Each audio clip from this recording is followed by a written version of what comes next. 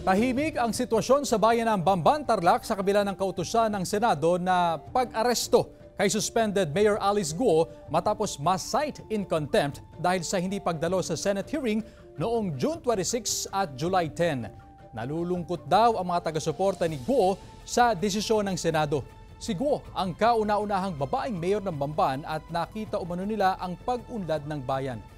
Simula pa nang pumutok ang issue kay Guo, hindi na tinanggal ang mga tarpaulin at poster na nakasabit sa mga bahay ng mga residente bilang pagsuporta sa suspendidong alkalde.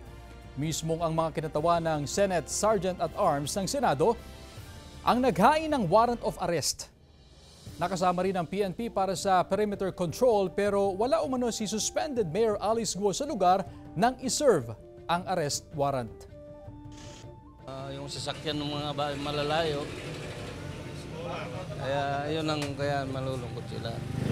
Nahanap siya. Pasukan, merong dapat mga school supply yung mga aaral magmula daycare hanggang high school.